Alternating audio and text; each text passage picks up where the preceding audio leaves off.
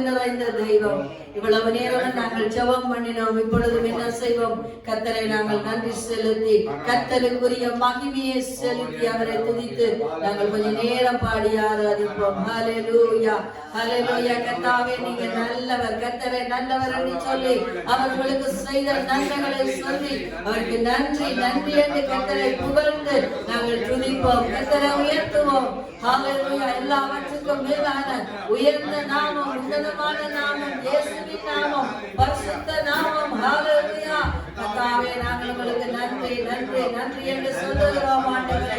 கடந்து வந்த பாதைகளை திரும்பி நாங்கள் பார்க்கிறோம் ஆண்டவரே. உங்களுக்கு நன்றி சொல்லுகிறோம். அதாவது கடந்து வந்த வழிகளில என் கர்த்தர்களை முத்த துணியா இருந்தீங்க, இன்றைக்கு நல்ல துணியா இருக்கிறீங்க. கர்த்தாவே உங்களுக்கு நன்றி நன்றி நன்றி சொல்லி உங்களை துதிக்கிறோம் ஆண்டவரே. அவர்களோடு உங்களை உயர்த்துகிறோம். ஹல்லேலூயா. கர்த்தர் நல்லவர், எங்கள் பரிசுத்தர் போதுமானவரே நாங்கள் மகிமைப்படுத்துகிறோம். ஹல்லேலூயா. ஸ்தோத்திரம் ஸ்தோத்திரம் கர்த்தாவே. உங்களுக்கு நாங்கள் நன்றி என்று சொல்லுகிறோம் ஆண்டவரே.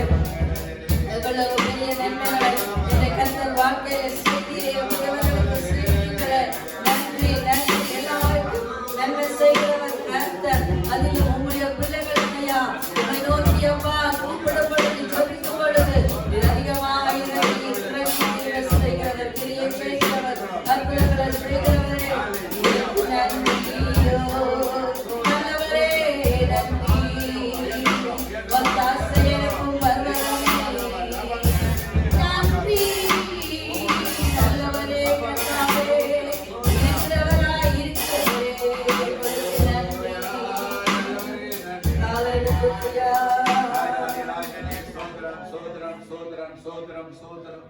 கைதட்டி பாடி மகிழ்ந்திருப்போம், கர்த்தர் சமூகத்தில் களிகூருவோம். கைதட்டி பாடி மகிழ்ந்திருப்போம், கர்த்தர் சமூகத்தில் களிகூருவோம். களிகூருவோம், களிகூருவோம். அவர்கள் மனதில் களிகூருவோம். களிகூருவோம், களிகூருவோம். அவர்கள் மனதில்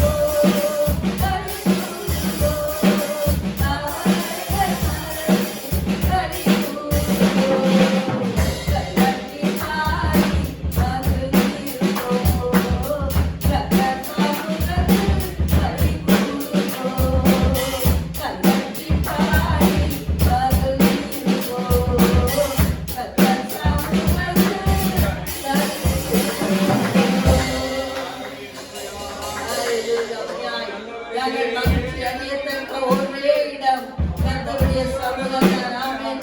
ஆமென். நாங்கள் ஆராதிக்கும் பொழுது கர்த்தருடைய நாமத்தை உயர்த்தி தொழுது கொள்ளும் பொழுது ஹalleluya பெருமை நதியாய் அவர் நம்மை வந்து நிறைத்து அவருடைய ஆனந்தத்தினால் வெற்றியினால் மகிழ்ச்சியினால் கர்த்தர் நிரப்புகிறார். ஹalleluya ஹalleluya. நாங்கள் பாடின ஆபத்து காலத்தில் என்ன ஆபத்தாக இருக்கட்டும், என்ன பிரச்சனையா இருக்கட்டும், என்ன சூழ்நிலையா இருக்கட்டும், மெய்யாக நீங்களும் உடையத்தோடு கர்த்தரை நோக்கி கூப்பிட்டால் அவர் விடுவிப்பார். அவரை நம்பின ஒவ்வொருவரையும் கர்த்தர் விடுவிப்பார். எந்தெந்த நிலையிலிருந்து விடுவிக்க வேண்டுமோ அவர் விடுவிப்பார். எப்படியெல்லாம் பிள்ளைகளை ஆசீர்வதிக்க வேண்டுமோ அவர் ஆசீர்வதிப்பார்.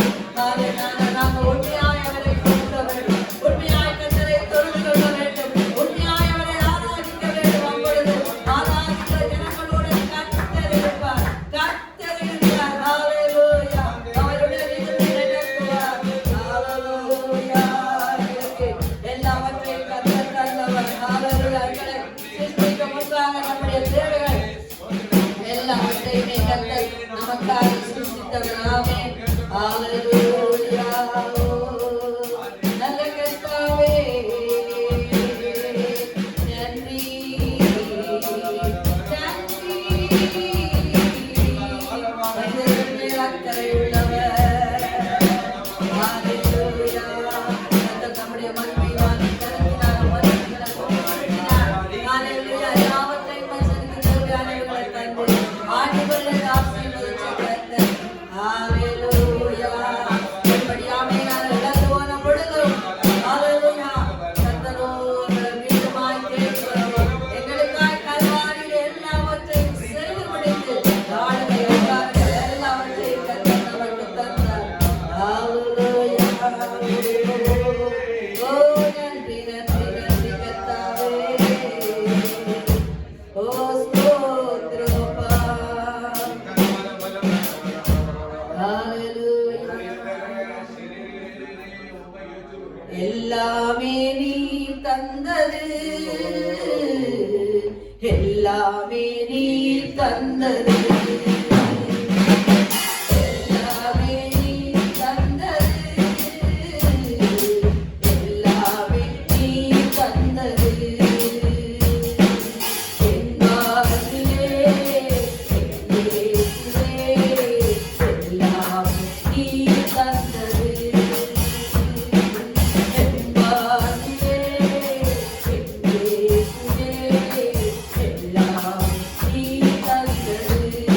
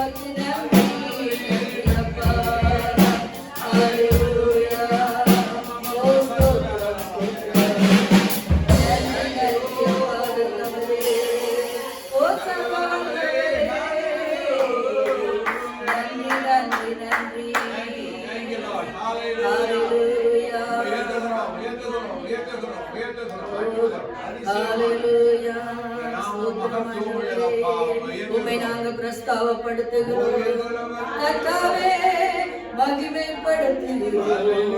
சதா காலங்களிலும் மகிமைக்குரியவர் நாமத்தை பிரஸ்தாவப்படுத்தும் அந்த ஸ்தானத்தில் நான் வருவேன்.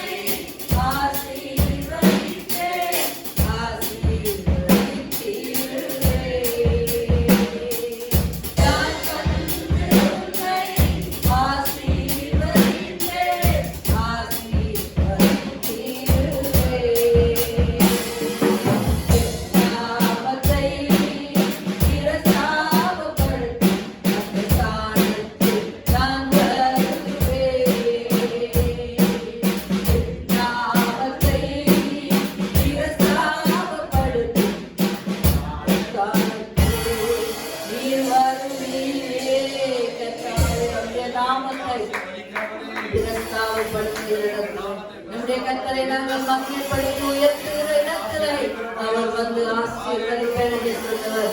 அவர் மாறாதவர். நான் உனக்கு சொன்னதை செய்து முடிக்கும் வரைக்கும் நான் உன்னை விட்டு விலகுவதில்லை என்று யாக்கோபு சொன்ன கர்த்தர்.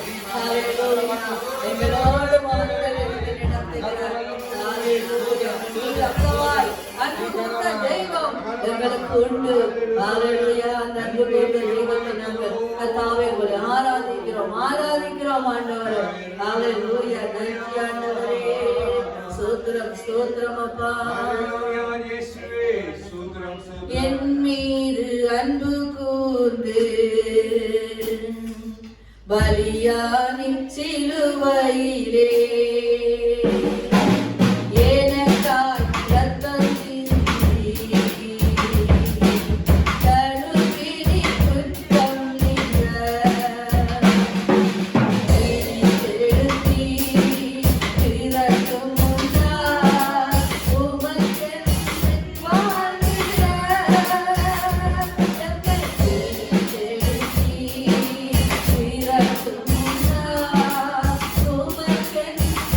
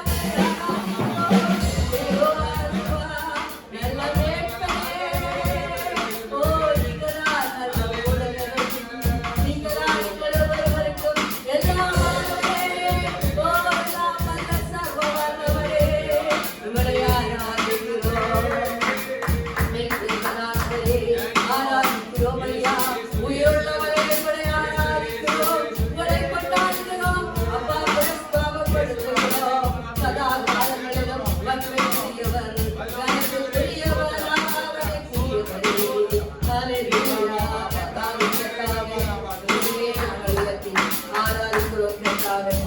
நாங்கள் சிறுகவும் நீங்கள் பெருகவும் வேண்டும் என்று யோவான் ஸ்நானகன் சொன்னது போல கர்த்தாவே உங்களை நாங்கள் உயர்த்துகிறோம், மகிமைப்படுத்தி ஆராதிக்கிறோம். ஆமென். கர்த்தர் நல்லவர். உட்காருவோம். இந்த நாள் அற்புதங்களின் நாள். ஆமே, சரியா? ஓகே. தேவன் நம்மோடு கூட இருக்கிறார். நான் நோபலா ஃபேஸ்புக்கில் நான் லைஃப்ல போடுறது, நான் லைஃப்ல இன்றைக்கு விடையில. ஏன்னா சில பேர் வந்து நான் கேட்டால் லைஃப்ல வருதான்னு அப்படியே விட்டு இருக்கிறார் இல்லையா? அதனால நான் விடையில. நான் யூடியூப்ல நீங்கள் பார்த்து கொள்ளலாம், தேவையானவர்கள் திரும்ப பார்த்து கொள்ளலாம். சரி, கர்த்தர் அற்புதமானவர். கடந்த நாளெல்லாம் தேவன் நம்மை கண்மணி போல் பாதுகாத்தார். ஆமே. தேவன் நம்முடைய ஜெபங்களுக்கு பதில் கொடுக்கிற தேவனா இருக்கிறார். ஆமே சொல்லுவோம். ஹாப்பியா இருக்கிறீங்களா? சந்தோஷமாய் எல்லாரும் வந்தோட கேட்பாங்க, எத்தனை பேர் சந்தோஷமா இருக்கிறீங்க கையெழுத்துங்க. நான் தான் சொல்லுவானா, நான் சந்தோஷம் இல்லை கவலைன்னு சொல்ல மாட்டார்கள், எல்லாரும் கையெழுத்துவாரு. இது ஒரு கிறிஸ்தவத்திலே இது ஒரு இதாயிடுச்சு, ஒரு பழக்கம் ஆயிடுச்சு. ஆனா நான் கேட்கறது கிடையாது. எல்லாரும் கர்த்தருக்குள்ள என்ன இருப்பீங்க? சந்தோஷம். வீட்டில் சில பிரச்சனை இருக்கலாம், வேற வேற காரியங்கள் தான். தேவனுக்குள்ள நாம் சந்தோஷமா இருப்பது எங்களுடைய வேலை. நாமே கர்த்தருக்குள் சந்தோஷமா இருப்பதே நம்முடைய பலன். தேவன் பலசாலியா இருப்பதற்கு தேவனுக்கு சந்தோஷமா இருக்க வேண்டும். அநேக நேரங்கள் நாம் சந்தோஷத்தை வேற எங்கே தேடுவதனாலே நாம் பலசாலிகள் எல்லாம் பலவீனமானவர்கள் என்றது புரிந்து கொள்ள வேண்டும். அதுக்கு நாங்க பார்த்தோம், உன்னதத்துக்குரியது உலகத்திற்குரியதை நான் தேடும் பொழுது பலவீனமானவர்கள் இருக்கிறோம். ஆனா தேவனுக்குள்ளாக அவருக்குள்ள சந்தோஷமா, எல்லா நிலைமைகளிலும் அவருக்குள்ள சந்தோஷமா இருந்தால் நிச்சயமாகவே நம்முடைய ஜீவியம் மகிழ்ச்சி உள்ளதா இருக்கும். நம்முடைய தேவை எல்லாரும் பார்த்துக்கொள்ள. சிறிய விசுவாசம் பெரிய காரியங்களை செய்யும். ஹல்லேலூயா. தேவன் பார்த்துக்கொள்ள, அவர் செய்வார். அவரால் எல்லாம் முடியும். அவர் நம்ப வேண்டும். அவர் நம்முடைய தேவையை சந்திக்க வல்லவராக இருக்கிறதுங்கிறதை விசுவாசிக்க வேண்டும், அறிக்கை பண்ண வேண்டும். தீமோத்தேயுக்கு பவுல் சொல்லுகிறார், அந்த அறிக்கை பண்ணுவதை விட்டு விடாத, நல்ல அறிக்கை பண்ணுகிறவர்களா இருக்க வேண்டும் என்று. விசுவாசத்துக்கு ஏற்ற வார்த்தைகளினால என்ன செய்யுங்க? அடிக்கடி அறிக்கை பண்ணு. தீமோத்தேயுக்கு பவுல் ஒரு உற்சாகமான புத்தியை சொல்லுங்க, நல்ல அறிக்கை பண்ண. நாங்க இப்ப வந்து என்ன அறிக்கை பண்ணுகிறோம்? நானே இருக்கிறேன், என்ன வாக்கியடா இது, இவன் ஏன் கல்யாணம் கட்டினோம், செத்தால் நல்லா இருக்கு, இப்படிலாம் கஷ்டப்பட வேண்டுமா? அநேக நம்முடைய வாழ்க்கையில சரியான என்ன இல்ல, சாட்டிஸ்ஃபை. என்ன சொல்ற? சாட்டிஸ்ஃபை, திருப்தி தன்மை இல்லாத. கண் பார்க்கிறதுனா என்ன செய்யறது இல்லையா? திருப்தி ஆகிறதே கிடையாது. கல்யாணம் கட்டினவர் கூட நான் மனைவி இருக்கும், ஆனால் அவருக்கு தன் மனைவியில் என்ன இருக்காது, இதை விட அது நல்லா இருக்கும், பரவாயில்ல, அப்படியே பறந்து கொண்டே போவோம். அதே நாளுக்கு முன்பதாக, அநேக வருஷம் முன்பதாக இளைஞர் ஒரு அந்த காலத்தில் ஒரு நடிகை மிக ஃபேமஸா இருந்தார். நான் பேர் சொல்ல விரும்பல, இந்தியாவில் பெரிய ஒரு நடிகை ஃபேமஸ். இப்ப இருக்கிற அவங்க ரொம்ப கலர்ஃபுல்லா இருப்பான், நல்ல டாக்கா கருப்பா இருப்பான். அந்த காலத்துல அவ இருப்ப. நாங்கள் சினிமா பார்க்கிற அந்த காலத்துல அந்த அம்மா பயங்கர ஃபேமஸ். அவ ஒரு கதை சொன்ன, அவ ஒரு காரியம் சொல்லுகிறான். ஒரு முறை தான் என்ன செய்திருக்கிறாய்வா, தான் நடித்த படத்தை பார்க்கறதுக்கு எங்க போயிருக்கிறான்? அந்த தியேட்டருக்கு போயிருக்கிறான். ஆனா மேக்கப் இல்லாம இருக்கு, ஆள் போயிருக்கிறான். ஒருவர் கூட இவாக அடையாளம் காண முடியவில்லை. அந்த படத்தை பார்த்துட்டே வருகிறார்கள். இந்த அம்மா வெளியில வருகிறார், நிற்கிறார். ஒருவராவது இந்த படம் நடித்த கதாநாயகி இவாக ஒருவரும் என்ன செய்ய முடியல. ஏன் என்று கேட்டால், இங்க மேக்கப் பண்ணி லைட் எல்லாம் போட்டு வெள்ளைய கலர்ஃபுல்லா காட்டுவார்கள். அம்மா இயற்கையான இதோட வந்திருக்கும் பொழுது கண்டுபிடிக்க முடியவில்லை. நல்லா புரிந்து கொள்ளுங்க, நம்முடைய வாழ்க்கையில நாம் எல்லா அமைக்கிலை கிறிஸ்துவுக்குள்ள சந்தோஷமா இருக்கணும். பவுல் சொல்லுகிறார், வாழ்ந்திருக்கோம் எனக்கு தெரியும், தாழ்ந்திருக்கவும் தெரியும், நல்லா சாப்பிடவும் தெரியும், பட்டினியா இருக்கவும் தெரியும். ஹல்லேலூயா. இது என்ன ஆயிடுச்சு என்று கேட்டால், நான் இதை இப்படி செய்வதற்கு நான் என்ன ஆனேன்? பயிற்சிக்கப்பட்டேன், போதிக்கப்பட்டேன். எல்லாவற்றிலும் சந்தோஷம். கர்த்தருக்கு சந்தோஷமா இருப்பது நம்முடைய பலனங்கிறதை புரிந்து கொள்ள. உலகத்தினுடைய எல்லா காரியங்களும் மறைந்து போய் இன்றைக்கு எத்தனை பேர் எதிர்காலத்தை குறித்து பயம், படிப்பு நடக்குமா, நம்முடைய எதிர்காலம் என்ன, நமக்கு வாழ்க்கை என்ன ஆகிறது, நாங்க வாழ்ந்துட்டோம், நம்முடைய வயசுக்கு ஓகே.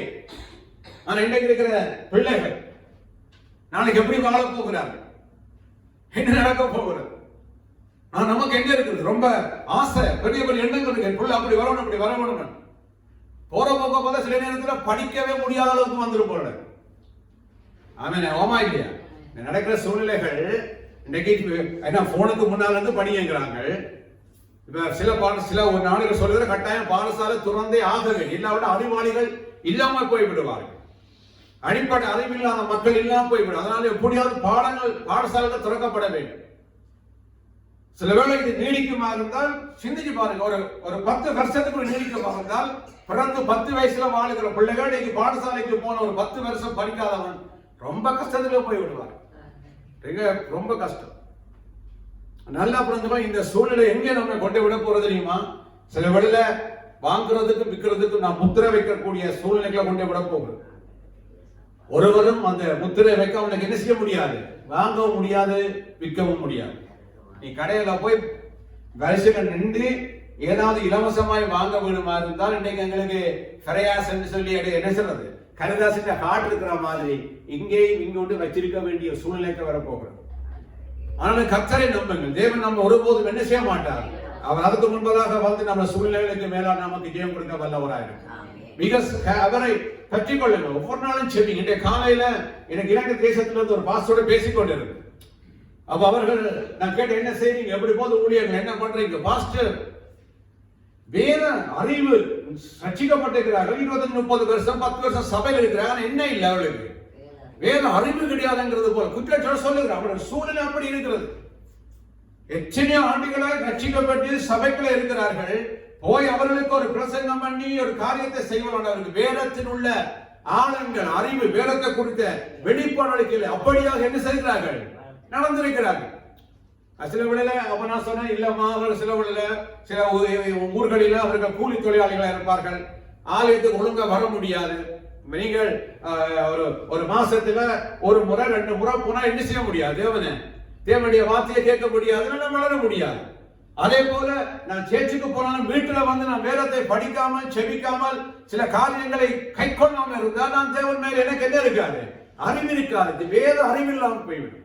அதனால நல்லது, நீங்கள் வேதத்தை நல்லா கற்றுக்கொள்ள வேண்டும். எடுத்து கொஞ்சம் வாசிக்க வேண்டும். அதை என்ன சொல்றது, தியானிக்க வேண்டும். ஒவ்வொரு நாளும் கொஞ்ச நேரமாவது தேவன் முன்பதாக போய் நிற்க வேண்டும். நீங்க சிறிய ஜெபங்களை செய்யுங்கள். தேவனை நம்புங்கள், அழைக்க வேண்டுங்கள். ஒரு கடைசி ஒரு நாளைக்கு ஒரு 5 அதிகாரமாவது வாசிங்க. ஒரு 5 அதிகாரமா பெரிய வேலை. 5 அதிகாரம் படிக்க பெரிய வேலை. ஒரு புத்தகமா எடுத்து படிங்க. இல்ல நீ கிறிஸ்தவ ஜீவியத்துல எல்லாரும் உங்களோட வாழ்க்கை நீங்க தோத்து போய் விடுவீங்க. ஒரு நேரம் உங்களுக்கு பிரச்சனை வரும் பொழுது யாருமே உதவி செய்ய முடியாத ஒரு இக்கட்டான நிலைமையில நாம் என்ன செய்ய தெரியுமா, மாட்டுப்பட்டு போகும். இப்ப நானும் என் மனைவி நல்ல ஐக்கியமாக வைத்துக் கொள்ள. எனக்கு ஒரு ஆபத்து நேரத்தில் அவ என்ன செய்ய முடியும், எனக்கு அவாக தெரியாது. நான் அவாவோட எந்த விதம் ஐக்கியம் இல்லை. ஆபத்து நேரத்தில் எனக்கு அவ என்ன செய்ய முடியாது, என்ன தூக்க முடியாது, உதவி செய்ய முடியாது. அதே போல தேவனோடு நாம் சரியான உருவா வைத்திருக்க வேண்டும். சூழ்நிலைகள் எல்லாம் பாரதூரமாக இருந்தாலும் பரவாயில்லை, தேவன் மேல் உங்க நம்பிக்கையை வைத்து அவரை சார்ந்து கொண்டு அவருக்குள்ளே நீங்கள் வாழுவது மிக மிக முக்கியம். அப்படி இருந்தால் நம்மளோட சூழ்நிலைகள் எல்லாவற்றிலும் கர்த்தர் நமக்கு உதவி செய்யும். ஐயா, படிப்பு கைவிட்டு விடும், பணம் கைவிடும், சரீர பலம் நம்மை கைவிட்டு விடும், உறவுகள் சொந்தங்கள் எல்லாம் கைவிட்டு விடும். நான் நம்பி இருக்கிற நம்பிக்கை கைவிட்டு. பாருங்க, அந்த அம்மா சொன்னா 72, 26 வயசு மனநிலைமை திடீர்னு அம்மாவுக்கு பாதிக்கப்பட்டு போயிருக்குது. எங்கே போனா வந்து ஒரு வாரமா தெரியாது. சில தாயாருடைய பிந்தின வாழ்க்கை சில நல்ல அறிவாளியாக இருந்திருக்கலாம், நல்ல படிச்ச அம்மாவா இருந்திருக்கலாம், சில வேளை அவன் நல்ல வேலை செய்திருக்கலாம். பாருங்க, ஒரு திடீரென்று அவ என்ன நினைக்குது, இந்த ஒரு வாரமாக வீட்டால் தேடுகிறார்கள், எங்கிருந்து கண்டுபிடிக்க முடியும், ஒன்றுமே நமக்கு உதவி செய்ய முடியாதபடி நம்மை கைவிட்டு விடும். ஆனா கர்த்தரை சார்ந்திருங்கள், அவரை நம்புங்கள். வேற சொல்லுகிற அவரை நம்புங்கள், நீங்க என்ன செய்வீர்கள், செழிப்பீர்கள். உங்க தீர்க்கதரிசிகளை நம்புங்கள், நீங்க நல்லா இருப்பீங்கன்னு வேற சொல்லுகிறேன். கண்கள் மூடி நான் செபிக்க போகிறேன். வந்திருக்கிற உங்களை எல்லாரையும் கர்த்தர் ஆசீர்வதிப்பார். வராத பிள்ளைகள் வீட்டில் இருக்கிறவர்கள் சில வேளையில தட்டி கொண்டு வந்திருக்கலாம். எனக்கு திடீரென்று நான் எல்லாம் ஆயத்தப்படுது திரும்ப மனசுல வந்துச்சு, வேண்டாம் நீ பேஸ்புக்ல போட வேண்டும், அதனால சில பேரை கெடுத்து விடுவோம்னு என்னுடைய மனதில் வேண்டும். மனசையில கொண்டு வாங்க இல்லைன்னு பார்ப்பாங்க. அது இல்லை, என்னுடைய மனதுல எனக்கு அது சரியா தெரியவில்லை. என்னை நாங்கள் ரெக்கார்ட் பண்ணிக்கொள்வோம், தேவனை சுற்றிக்குள்ள போடுவோம். கண்களை மூடி சிறிய செபத்தை செவித்து நாம் கர்த்தருடைய வார்த்தைக்கு நேராக கடந்து செல்ல போகிறோம். நம்மை தேவன் ஒருபோதும் கைவிட மாட்டோம். ஒருபோதும் ராஜா வந்து கேட்கிறார் தானியேலே, நீ இடைவிடாமல் ஆராதிக்கிற உன் தேவன் உன்னை தப்பிக்கிறதுக்கு வல்லவராக இருந்தாரா? வந்தாரா? உன்னை தப்பிவிச்சாரா? நீ பாதுகாப்பா இருக்கிறியா? உயிரோடு இருக்கிறியா? இரவெல்லாம் எனக்கு நித்திரிய வரையில ஓடி வந்து அவர் கவலை குரலாய் கேட்கிறார். அவர் எப்படி சொன்ன, ஜீவனுள்ள தேவனுடைய தாசனாகிய தானியேலே, நீ இடைவிடாமல் ஆராதிக்கிற உன் தேவன் உன்னை தப்பிக்க வல்லவராக இருந்தார். அவர் சொல்லுகிறார், ஆமாண்டவர், ஆம் ராஜாவை, அவர் என்னை தப்பிக்க. அவர் சிங்கங்களின் வாய்களை கட்டி போட இதோ உயிரோடு இருக்கு. அருமை சகோதரா, என்னை எப்பேற்பட்ட சூழ்நிலையா இருந்தாலும் நீங்கள் இடைவிடாமல் ஆராதிக்கிற, நீங்கள் விசுவாசிக்கிற, நீங்கள் நம்புகிற தேவன் உங்களை எந்த சூழ்நிலையா இருந்தாலும் அவர் உங்களை தப்பிவிக்க வல்லவராயிருக்கிறார். அன்பு தகப்பனே, இந்த ஆசீர்வதிக்கப்பட்ட வேலை காலத்தில் இந்த நாள் எங்களோடு கூட இருக்கிறபடியா ஸ்தோத்திரம். நாங்கள் நம்பி இருக்கிற நம்பிக்கைகள் எல்லாம் நம்மை கைவிட்டால் நீர் எங்களை கைவிடுவதே இல்லை. நான் உன்னை விட்டு விலகுவதில் உன்னை கைவிடுவதில்லை என்று எபிரேயர் 13:5 சொல்லியிருக்கிறார். நான் உன்னோடு கூட இருக்கிறேன், உன்னை கைவிட மாட்டேன், நான் சொன்னதை செய்து முடிக்கும் வரையிலும் நான் உன்னை விட்டு நான் விலக மாட்டேன் என்று சொல்லி வாக்கு கொடுத்தேன். உலகத்தின் முடிவெறும் சகல நாட்களில் நான் உங்களோடு கூட இருக்கிறேன் என்று எங்களுக்கு நீர் வாக்களித்து இருக்கிறீரே, உண்மை நாங்கள் உயர்த்துகிறோம். இன்றைக்கும் அப்பா இந்த ஆறாக கலந்து கொள்ளும்படி எங்களுக்கு கொடுத்த ஒரு பெரிதான கிருபைக்காக, தயவுக்காக நன்றி. கர்த்தாவே, இன்னைக்கு எத்தனை பேர் தேவனை ஆராதிக்க ஆலயத்துக்கு போக முடியாம தத்தளிக்கிறார். எப்படியாவது உண்மை ஆராதிக்க வேண்டும் என்று போனிலும் ஜூமிலும் அதிலும் இதிலும் உண்மை அவர்கள் ஆராதிக்கிறார்.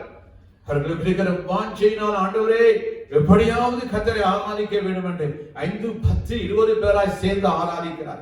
என் தேவனே, எங்களுக்கு இன்றைக்கு இந்த ஆலயத்தில் அவர் உங்களுடைய நன்மையை காணும்படி, உண்மை ஆராதிக்கும்படி கொடுத்த ஒரு சின்ன பெரிதான சிலாக்கியத்துக்காக நாங்கள் நன்றி செலுத்துகிறோம். அந்த பிள்ளைகளை ஆசீர்வதி, பெற முடியாமல் வீட்டில் இருக்கிற பிள்ளைகளை கர்த்தருடைய கருத்தில் ஒப்புக் கொடுக்கிறோம். எங்களோட பேசி எங்களுடைய ஜீவியத்தில் இன்னும் ஒரு படி நாங்கள் உயரட்டு. ஆண்டவரே, உங்களோட நான் கிட்டி சேரட்டு. ஏனால் நாங்கள் பிரயாணம் பண்ணி கொண்டிருக்கிறோம். ஆண்டவரே அப்பா, நாங்கள் 8th இருந்து கானானை நோக்கி ஆண்டவரே நாங்கள் வந்து கொண்டிருக்கிறோம், நடந்து கொண்டிருக்கிறோம். நாங்கள் கானானை வந்தடையும்படி இன்றைக்கு எங்களுக்கு இன்னும் ஒரு கொஞ்ச தூரத்திற்கு நாங்கள் வர கர்த்தர் எங்களோட பேசுவீரா, இடைப்படுவீரா, உண்மை நாங்கள் அறிந்து கொள்ளட்டு. நாங்கள் உம்மோடு வாழ எங்களுக்கு கிருபை பாராட்டுகிறார். இயேசு கிறிஸ்துவின் நாமத்தினால் எங்களை தாழ்த்தி உம்மை உயர்த்தி இந்த வார்த்தையை உங்களுடைய கருத்தில் ஒப்பு கொடுத்து பேசுகிற என்னையும் கேட்கிற உங்களுடைய பிள்ளைகளும் கருத்தில் ஒப்பு கொடுத்து நான் செபிக்கிறேன் எங்க நல்ல பிதா. ஆமென். வேத புத்தகத்தை 1 பேதுரு புத்தகத்தை எடுத்துக் கொள்ளுங்கள். 1 பேதுரு. நான் போன முறையும் பேதுருவிலேயே நான் முடித்தேன். அதுக்கு பின்பதாக எங்கே நான் வந்து முடித்தேன் போன வாரம் சொல்லுவீங்க. பார்க்கப்படாது எங்க முடிக்கிறேன் ஆருடைய காரியத்தை சொல்லி நான் முடித்தேன். யாருக்கு ஞாபகம் இருக்கு? ஏசாவுடைய ஏசா போய் என்ன செய்தான்? அவன் ஒரு நேர சாப்பாட்டுக்காக, ஒரு நேர இச்சைக்காக, ஒரு சின்ன சபலத்தினால அவன் முக்கியமான சேஷ்டபுத்திர பாகத்தை என்ன செய்தான்? இழந்து போய்விட்டான். நம்முடைய வாழ்க்கையில் அப்படிதான், விளைத்தவர்களாய் கலைத்தவர்களாய் வரும்பொழுது சில சின்ன ஒரு காரியம் நம்மை பெரிதான ஆசீர்வாதங்கள் இழக்க பண்ணிவிடும். தைலக்காரருடைய தைலத்தை ஒரு செத்த ஈ, எப்படிப்பட்ட சின்ன ஈ அவன் ஆயக்கப்படுத்தி வச்சிருக்கிற சென்றை அதுக்குள்ள விழுந்து சென்றால் பல லிட்டர் கணக்கா இருக்கிற அந்த என்ன சார் தைலம் ஒரு செத்த ஈனால பழுதா போய்விடும். விளங்குறவங்களுக்கு வேற சொல்லுகிறது, செத்த ஈ தைலக்காரனுடைய தைலத்தினுடைய அந்த நறுமணத்தை, அதனுடைய குவாலிட்டியை இழக்க பண்ணிவிடும், வீணாய் கொட்ட வேண்டி வந்தது. எது எது எது பண்ணுது? ஒரு சின்ன பூச்சி. இப்ப வீட்டுல நீங்கள் சில நான் ஒரு முறை இலங்கைக்கு போன இடத்துல என்னுடைய எங்களுடைய மகளுடைய திருமண நேர்ந்து போனது மட்டக்களப்புல கண்டியில் ஒரு வீட்டில் தங்கி இருக்க ஒரு வாசல் வீட்டு. அதே போய் குளிராங்க ஆயிட்டான். அப்ப அவங்க நான் குளிக்க போயிருந்தேன். அவர் இதுக்கெல்லாம் குளிக்க போனேன். அப்ப நீல கடல்ல விரல்கள்ல தண்ணீரை நிரப்பி வைத்திருந்தேன். நான் குளித்தேன். குளிக்க கொண்டு இருக்கும் பொழுது பார்த்து ஒரு விரல்களை என்ன பள்ளி ஓடிச்சு. அப்ப நான் உடனே என்ன செய்தேன், குளிச்சு வந்து சொன்ன பாஸ்டர் அங்க பள்ளி அந்த தண்ணிக்கு இருக்குன்னு சொன்ன உடனே இவர் என்ன தள்ளி கொண்டு ஓடி என்ன செய்த தெரியுமா, ஒரு கப் எடுத்து அந்த அந்த அந்த பள்ளிய அந்த கப்போட அள்ளி வெளியில போடு. என்ன பாசன சும்மா தண்ணியின் அனுபவம் உனக்கு தெரியாது. இந்த ஒரு பள்ளி அதுக்கு செஞ்சுட்டு சொன்னால் அதுல இருக்கிற 100 200 500 லிட்டர் தண்ணி என்ன செய்யணும் தெரியுமா, கவிட்டு ஊத்தவே.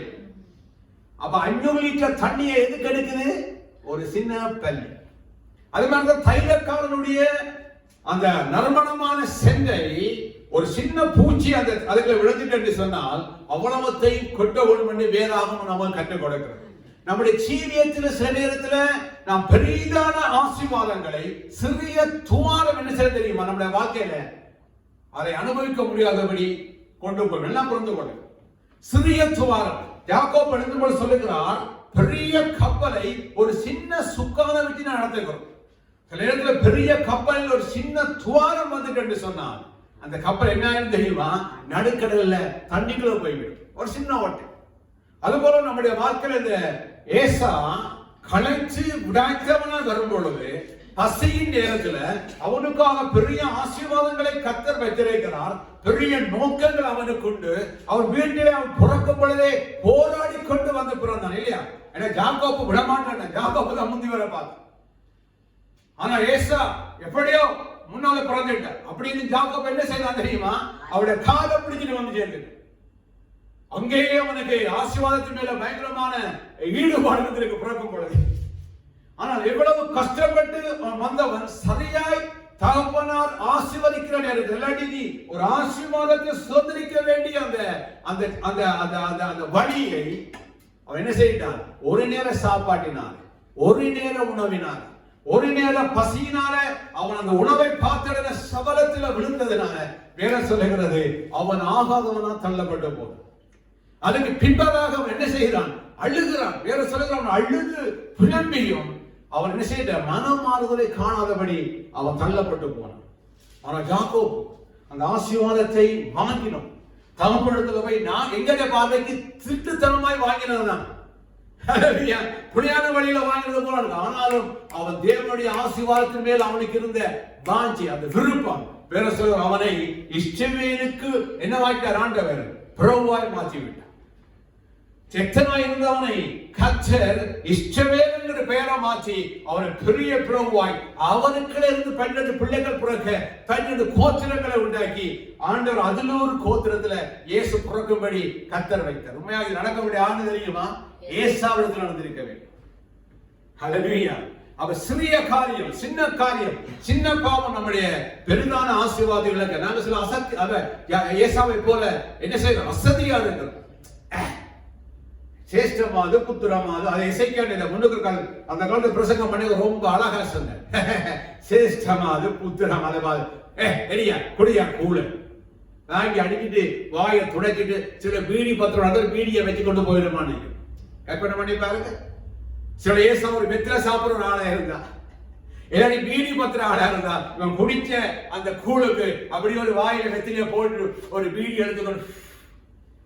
ஆனா தேவனுடைய ஆசீர்வாதத்தை அவன் சின்ன காரியத்தில் ஆசைப்பட்டான். நாம் சிலர் அப்படித்தான், நாம் பெரிய காரியங்களை விட்டு விடுவோம். ஆனா சிறிய காரியங்கள் நம்முடைய வாழ்க்கையில தேவனுடைய ஆசீர்வாதங்களை கொண்டு வராமல் சாபத்துக்களை கொண்டு போயிடும். சாபம் நாம் தான் மிக கவனமா இருக்க வேண்டும். ஒவ்வொரு நாள் ஒவ்வொரு முறையும் நம் தேவனுக்குள்ளாக நம்மை வைத்து ஆராய வேண்டும். அவர் முன்பதாக என்னை தாவீது சொல்லுகிறார், கர்த்தரை எனக்கு முன்பதாக நிறுத்தி என்ன செய்கிறாரா, நோக்கி கொண்டு பார்த்து கொண்டிருக்கிறார். ஆராய்கிறார் தனக்கு முன்பதாக, கர்த்தருக்கு முன்பதாக தன்னை அவர் நிறுத்தி பார்க்கிறார். என்ன பார்க்கிறார், அவரோட நான் நீக்குவலா, அவர் சொல்றபடி என்னோட வாழ்க்கை சரியா இருக்கிறது, அவருக்கு நான் சரியா வாழுகிறேன்ங்கிறதுல அவர் என்னவா இருக்கிறார், மிக கவனமா இருக்கு. சகோதரா, நீ எப்படி வாழ்ந்து எப்படியும் வாழ்ந்து எப்படியும் ஓடி இடத்துல நீ போய் சேரவே முடியாது. நான் ரட்சிக்கப்பட்ட ஆரம்பத்தில் 89ஆம் ஆண்டு 90 91ஆம் ஆண்டு நான் ஆண்டவர்கள நல்ல ஸ்ட்ராங் ஆகிட்டேன். அந்த சூழ்நிலைகள் என் தகப்பனாருக்கு ஒரு கடிதத்தை எழுதினேன். என்ன தகப்பனை கடிதத்தை எழுதினேன், அப்பா இயேசு கடவுள், நான் இயேசுவை ஏற்றுக்கொண்டேன், இயேசுதான் கடவுள்ங்கிறத சத்தியத்தை எழுதினார். 4 ஒற்றையில எழுதினார். அது வாசித்தா ரொம்ப அன்பான அப்பா, என்ன ஒன்றுமே பேசல, நீ அம்மா வச்சுட்ட, மதம் மாறிட்டேன், எல்லாத்தையும் பிரச்சனை அப்படின்னு சொல்லவே இல்லை. அவர் எனக்கு ஒரு சத்தியத்தை எழுதினார், மகனே எல்லா மதங்களும் ஒரு நதிகளை போல, ஆனா கடைசியில என்ன செய்ய சங்கமம் ஆகிறது போலதான் இந்த மதங்கள். அப்புறம் அவருக்கு நான் மதத்தை பற்றி எழுதவில்லை, நான் கடவுளை பற்றி எழுதுகிறேன், சத்தியத்தை எழுதினேன். அவருக்கு அதுக்கு வீட்டு சம்பவங்கள் எல்லாம் நான் எழுதினேன், புறாவுக்கு பதம் போட்டு. அவர் சொன்னார், உண்மை, இயேசு கடவுள், இயேசு துணைன்னு கடிதத்தில் போட்டோம். அநேக நேரத்தில் நாம் என்ன செய்யறது, பொடியாவது ஓடி அங்கெல்லாம் ஓடி ஒரு இடத்துல போய் அடையலாம் என்று நம்புகிறோம். ஆனா நிச்சயமாக என்ன செய்ய முடியாது, சரியான வழியில இயேசு நான் தான் வழி என்று சொல்லுகிறபடி அந்த வழியில போனாதான் நாம் சந்திக்க முடியும். இப்ப எடுத்துக்கொள்ளுங்கள் பேதுருடைய புத்தகம் 2வது அதிகாரம். அதுல எங்களுக்கு பாய்கிறேன் இன்றைக்கு இங்கால நான் திரும்ப வருகிறேன். அல்லேலூயா. 1ஆம் அதிகாரத்துல நான் உங்களுக்கு சொல்லியிருந்தேன், 1ஆம் அதிகாரம் 15ஆம் வசனத்திலே என்ன சொல்ல, உங்களை அழைத்தவர் பரிசுத்தராய் இருக்கிறது போல நீங்களும் உங்கள் நடக்க எல்லாவற்றிலும். அது மட்டும் இல்ல 16 சொல்ல, நான் பரிசுத்தராகிய நீங்களும் பரிசுத்தராயிருங்கள் என்று ஏற்கனவே எழுதப்பட்டிருக்கிறோம். இதுல இருந்து நான் இன்னைக்கு 2ஆம் அதிகாரம் 1 வசனத்தை வாசியுங்கள். இப்படி இருக்க கர்த்தர் தயவுள்ளவர் என்பதை நீங்கள் ருசி பார்த்ததுண்டானால் சகல துர்க்குணத்தையும் சகலவித கவனத்தையும் வஞ்சகங்களையும் பொறாமைகளையும் சகலவித புறங்கூறுகளையும் ஒழித்துவிட்டு நீங்கள் வளரும்படி புதிதாய் பிறந்த குழந்தைகளைப் போல திருவசனமாகிய களங்கமில்லாத ஞானப்பாலின் மேல் வாஞ்சியாயிருங்கள். சரி, அப்ப இங்க வேதம் பேதுரு எழுதுகிறார். பேதுரு அவர் நாங்க சொல்லுவோம், அவர் என்ன சொல்லுகிறது, அவர் படிக்காதவர், அவர் தொழிலை குறித்து சிலவர்கள் சொல்லுவோம். ஆனால் இதை பேதுரு சொல்ல சில்வான் என்கிற ஒருவர் எழுதினார். சில்வான் நல்ல படிச்ச மனுஷன் இருந்தாலும் அந்த எழுத்துக்கள் நல்லா இருக்கிறது, அதை இன்னொரு பேட்டா போகட்டும். பேதுரு மிக அவதானமான இப்படி இருக்கிறபடியினால அப்பண்டா நாங்க என்ன செய்ய வேண்டும், எப்படி இருக்கிறது என்று நாங்கள் கடைசி அதிகாரத்தில் ஒரு வாருங்கள் 22 வாசிக்க ஆரம்பிங்க. 21 வாருங்க சகோதரி, சாரி 21. உங்கள் விசுவாசமும் நம்பிக்கையும் தேவன் மேல் இருக்கும்படி அவரை மரித்தோரிலிருந்து எழுப்பி அவருக்கு மகிமையை கொடுத்தார். அவை ஆர் மேல நாம் விசுவாசமும் நம்பிக்கை இருக்க வேண்டும், தேவன் மேல, பிதா மேல, காட் மேல. ஆனா யார் மூலம், இயேசு கிறிஸ்து. வேறு அழகா சொல்லுகிறதா, உங்கள் விசுவாசம் நம்பிக்கையும் தேவன் மேல் இருக்க வேண்டும். அப்ப இயேசு வேற, கடவுள் தேவன் வேறையா இல்ல, மூவரும் ஒன்றா இருக்கிறார்கள். பிதா குமாரன் பரிசுத்தாவியாகிய மூவரும் ஒன்றா இருக்கிறார்கள். நல்லா விளங்குதா உங்களுக்கு? நாங்கள் சில நேரத்தில் நாம் என்ன சொல்றோம், இயேசு தனிப்பட்டவர், ஆவியானவர் தனிய, பிதா தனியோட. இல்ல இல்ல, இயேசு சொல்லுகிறார், என்னை கண்டால் பிதாவை காண்கிறேன், நானும் பிதாவும் ஒன்றா இருக்கிறோம். பிதா சொல்லுகிறதை கேட்டு நான் இங்கே சொல்லுகிறேன். அல்லேலூயா. இயேசு வேற சொல்லுகிறது, உங்கள் விசுவாசமும் நம்பிக்கையும் தேவன் மேல் இருக்கும்படிக்கு அவரை மரித்தோரிலிருந்து எழுப்பி அவருக்கு என்னத்தை கொடுத்தார், தேவன் மகிமையை கொடுத்தார். இயேசு மரித்து உயிர்த்தெழுந்ததுனால, இயேசு பரிசுத்தமாய் தன்னுடைய வேலையை அங்க சிலுவையில் செய்து முடிச்சதுனால வேதம் சொல்லுகிறது, தேவன் இயேசுவுக்கு மகிமையை கொடுத்தார், பெரிய நாமத்தை கொடுத்தார். எல்லா நாமத்துக்கு மேலான பெரிய நாமத்தை இயேசுவுக்கு கர்த்தர் கொடுத்தார். அல்லேலூயா. ஆமென். ஆகையால் நீங்கள் மாயமற்ற சகோதர சிநேகம் உள்ளவர்களாக இருக்கும்படி ஆவியினாலே சத்தியத்துக்கு கீழ்ப்படிந்து உங்கள் ஆத்துமாக்களை சுத்தமாக்கி கொண்டவர்களாய் இருக்கிறபடியால் சுத்த இதயத்தோடு ஒருவருக்கொருவர் ஊக்கமாய் அன்பு கூறுங்கள். அப்ப தேவன் கிறிஸ்துவின் மூலம் நாம் தேவனை அறிந்திருக்கிறோம், கிறிஸ்துவுக்குள்ளாக ரட்சிக்கப்பட்டிருக்கிறோம். எங்கள் விசுவாசம் தேவன் மேல் இருக்கிறது. ஆனபடி நான் இங்க அவர் சொல்லுகிறார், நீங்கள் மாயமற்ற சகோதர சிநேகம் உள்ளவர்களாக இருக்க வேண்டும். முதலாவது நம்முடைய நட்பு, நம்ம ஒருவர் மேல வச்சிருக்கிறதான அன்பு எப்படி இருக்க வேண்டுமா, மாயமான உள்ளதா இருக்க கூடாது, மாயமற்றதா இருக்க வேண்டும், பெர்ஃபெக்ட்டா இருக்க வேண்டும். கணவன் மனைவியோ, மனைவி கணவனையோ, ஒரு நண்பன் மேல நாம் வச்சிருக்கிற அன்போ, குடும்பத்தில பெற்றோர்களில எதுவா இருந்தாலும் வேற சொல்லுகிறது, மாயமானதா இருக்கக்கூடாது. ஒரு மாயாஜாலம் என்ன சொல்றது, சுயநலமானதாக ஏதோ ஒன்றை அவனுக்கு பெற்றுக்கொள்வதற்காக. இங்க வேற சொல்லுகிறது, ஏன்னா நாம் தேவனுக்கு மகிமை உள்ளவளா இருக்க வேண்டும், தேவன் சொன்னபடி நம்முடைய ஜீவியம் இருக்கிறோம். வேற சொல்லுகிறது, நீங்கள் மாயமற்ற சிநேகம் உள்ளவளாகுங்கள். ஐயா, ஒருவருடைய புத்தகத்தை நான் படித்தேன். நான் நிறைய புத்தகம் படிப்பேன். நிறைய உதாரணங்கள் சொல்ல, எனக்கு சில கருத்துக்கள் பிடித்திருக்கு. நான் படிக்கிற புத்தகங்கள்ல அதை இது பண்ணிருக்கேன். ஒரு ஊழியக்காரர் இப்படி சொல்லுகிறார், அமெரிக்காவில் வந்து ஒரு ஊழியக்காரர் சொல்லுகிறார், கண்ணாடியை போட்ட உங்களுக்கு தெரியுது இல்ல, கண்ணாடி போட்டா நம்மளுக்கு ரைட். சொல்லுகிறார், தான் சில விதமான என்ன சொல்லுகிறது, சில விதமான நிபந்தனைகள், சிலவித காரியங்களை அவர் தனக்குள்ள முடிவாக எடுத்து வைத்திருக்கிறார். அவர் ஊழியக்காரனாக இருக்கிறார், சபையில விசுவாசிகள் உண்டு, ஆனால் சில காரியங்களை செய்வார், சில காரியங்கள் செய்ய மாட்டார். அதுல அவர் சொல்லுகிற சில காரியங்கள் நான் தேவை உங்களுக்கு பட்டியல் போட்டு எழுதி கொண்டு வரலாம். அவர் சொல்லுகிறார், சபையில எத்தனை பேர் இருந்தாலும் எனக்கு நல்ல அறிமுகமான நல்ல பழகிற மக்களோடு தான் நான் என்ன செய்வேன், கை கொடுத்து அவர்களோட அன்பாய் இல்லாட்டி அவர்கள் இருக்க கை பிடித்து அவரை பழகுவேன். சப்போஸ் சில வேளையில ஒருவர் என்னை ஒரு பெண்ணோ ஆறாவது என்னை ஆகாரத்துக்கு கூப்பிட்டால் நான் ஒரு நாள் என்ன செய்ய மாட்டேன் தெரியுமா, தனியே போக மாட்டேன். நான் என்ன செய்வேன், கடைசி நேரத்தில் என்னுடைய நண்பன் ஒருவரை ஆறாவது கூட்டிக் கொண்டு போய்வேன். தனியே ஒரு இடத்தை நான் போவதில்லை. நல்ல நல்ல காரியம் தானே. சில வேளையில ஏதோ ஒரு அவசர அலுவலாய் தான் ஒரு சகோதரியை போய் சந்தித்து ஆலோசனை கொடுக்க வேண்டிய ஒரு சூழ்நிலை வந்துட்டால் நான் மனைவி இல்லாமல் போவது கிடையாது. இல்லாவிட்டால் மனைவி சில வர முடியாத சூழ்நிலை இருந்தால் என் மனைவிக்கு நான் அறிவிக்காமல் தெரிவிக்காமல் போக மாட்டேன். ஏன், என்னத்துக்காக? அம்மா நான் லிதியா கிட்ட போகிறேன், லிதியா வீட்டுல கணவனுக்கு பிரச்சனையா ஹாஸ்பிட்டல்ல நான் போகிறேன், நான் போய் அவங்களுக்கு ஜெபம் வருகிறேன், இங்கே மனைவிட்ட சொல்லிட்டு அவர் அங்க போகிறேன். ஒரு பிரச்சனை என்ன செய்யக்கூடாது, வரக்கூடாது, சாட்சியை இழந்து போகக்கூடாது. அநேகர் வேலை என்ன செய்யறாரு தெரியுமா, அநேகர் தனிமையாய் போய் ஊழியம் செய்வதனால, தனிமையாய் போய் சில காரியம் செய்வதனால சில இடங்களில் பாதிக்கப்பட்ட அன்னைக்கு தேவனுடைய காரியத்தை விட்டு வெளியே போய் விடுகிறார்கள். ரகசியமா சில காரியங்கள் நடந்து கொண்டிருக்கிறது. கதம் பவுல் சொல்லுகிறார், ஆகியால் நீங்கள் மாயமற்ற சகோதரம் உள்ளவர்கள், எங்குவரை நீங்க நேசித்தாலும் மாயத்தோட மாயமான இருக்க சின்ன காரியம் தான் மாயமான. நான் நீங்கள் அப்படி இருக்கக்கூடாது. அடுத்தது சொல்லுகிறார், வாசிங்க. ஆவியினால சத்தியத்துக்கு கீழ்ப்படிந்து உங்கள் ஆத்துமாக்களை சுத்தமாக்கி கொண்டவர்களாய் இருக்கிறபடி சுத்தமான ஆவியினால, பரிசுத்த ஆவியினால உங்களுடைய ஆத்மா அப்படி இருக்கிறது. இப்ப சுத்தமண்டா நீங்கள் பரிசுத்தமா இருக்க வேண்டும். உங்களுடைய ஆத்மா சரீரம் மட்டுமல்ல, உங்க ஆத்மா சுத்தமா இருக்க வேண்டும். ஒரு நாள் ஆத்மா தான் நாங்க வெளியிட போகிறோம். உங்களுடைய ஆவி ஆத்மா சரீரம் முழுவதும் கரைத்துறை இல்லாத இருக்கு. இன்னைக்கு விளங்கிக் கொள்ளுகிறார்கள் அநேக பேர். நாம் பரிசுத்தமாய் வாழ வேண்டும் சகோதரர். பாவம் செய்கிற ஒருவன் அநேக நன்மைகளை அவன் என்ன செய்கிறான், இழந்து போகிறான். பாவிக்கு தேவனிடத்திற்கு ஒரே காரணம் மரணம். தீமோத்தேயு 2 தீமோத்தேயு 3ஆம் அதிகாரத்துல ஒரு வசனம் என்று வாசித்து பார்ப்போம். 2 தீமோத்தேயு 3ஆம் அதிகாரத்தை கையில வைத்துக் கொள்ளுங்கள். 2 தீமோத்தேயு 3ஆம் அதிகாரம் எடுத்துக்கொள்ளுங்க. ஒருவன் இவைகளை விட்டு தன்னைத்தானே சுத்தமாக்கி கொண்டால்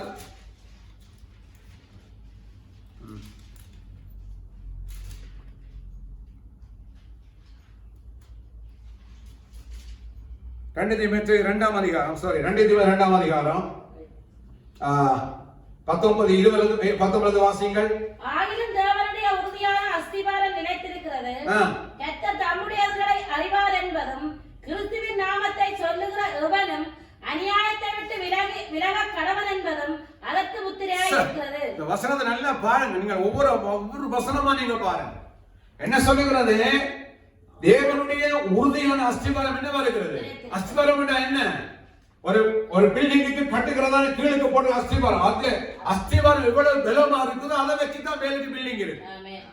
நீங்க பெரிய பில்டிங்கை கட்டணும், அதுக்கேற்ற அளவு ஆழமாக என்ன செய்ய வேண்டும்? அஸ்திவாரம் போட வேண்டும். ஒரு பெரிய மரம் இருக்குதுன்னா அந்த மரத்தினுடைய வேர் மிக ஆழமா இருக்கும். ஆனா இங்க வேதம் சொல்லுகிறது, ஆகிய தேவனுடைய உறுதியான அஸ்திவாரம் எப்பொழுதும் என்ன செய்யறதில்லை, அசைகிறதில்லை. தேவன் தம்முடைய பிள்ளைகளை அறிவார். அவனுடைய எல்லா காரியங்களையும் கர்த்தர் அறிவார். என் பிள்ளையை நான் அறிவேன். விளங்குவாங்களே, என் 1000 பிள்ளை இருந்தாலும் என்னோட பிள்ளை 1000 பேருக்கு நடுவில் இருந்து என்ன பேசி கூப்பிட்டா எனக்கு விளங்கும், எனக்கு கேட்கும். சில நேரம் பிள்ளைகள் பெற்றோருக்கு சொல்லாவிட்டாலும் பிள்ளையோட சூழ்நிலைகளை பிள்ளைகள் என்ன செய்வார்கள், அறிந்து கொள்ளுவார்கள். அவளுக்கு இருக்கும், உணர்வுகள் இருக்கும். ஏதோ சம்திங் ராங், என்ற பிள்ளை கஷ்டத்துல இருக்கு, ஏதோ ஒரு பிரச்சனைக்கு இருக்கிறாங்கிற உணர்வு ரீதியா கூட நமக்கு பெற்றோருக்கு என்ன இருக்கும் தெரியும். சில வேளையில எனக்கு இப்ப என்ன ஞாபகம் இருக்கிறது, என் தகப்பனார் சில வேளை இலங்கையில இருந்து கடிதம் போடுவாங்க. அந்த காலகட்டத்தில் பயங்கரமா சூழ்நிலை இருந்திருக்கிறேன். எப்படி இருக்கிறான்னு கேட்பாரு. அங்கே இருக்கிற தகப்பனுக்கு என்ற சூழ்நிலை தெரியும். தாயார் சில வேளை போன் பண்ணாங்க, சாப்பிட்டியா, என்ன மாதிரி இருந்தாய். சில பேர் சொல்வார், இத்தனை நாள் என்ன கஷ்டப்பட்டாய். சில ஊழியர்கள் இருப்பார்கள், உங்களுக்காக ஜெபிக்கும்படி கர்த்தர் எனக்கு உணர்வு ரீதியாய் என்னை எழுப்பினார். அதனால் என்ன நடந்தது? தேவன் நம்முடைய எல்லா காரியங்களையும் அறிவார்ங்கிறதை புரிந்து கொள்ளுங்க. அவருக்கு மறைவானது ஒன்றுமே கிடையாது. ஐயா நல்ல வழியா மறைக்கலாம். நான் தான் சொல்லி இந்த அறையை விட்டு வெளியே போல உங்களை என்னால பார்க்க முடியாது. ஆனா அண்ட சராசரங்கள் அண்ட எல்லாம் எல்லாவற்றையும் மறைச்சு கலைச்சானால் துறந்து வச்சு கலைச்சாங்க. அல்லேலூயா. எல்லாவற்றையும் தேவன் அறியும். கர்த்தர் பார்ப்போம். எனக்கு மட்டும் ஆண்டவர் ஒரு வரம் கொடுத்தாரட்டா, நீ ஏதா சபிக்க விரும்புறா ஒன்றோட தான் சபிப்பேன். என்னது சபிப்பேன் தெரியுமா? இந்த டெலிபோன் போன் இன்டர்நெட் எல்லாத்தையும் சபிப்பேன், எல்லாத்தையும் தூக்கி போடுவான்.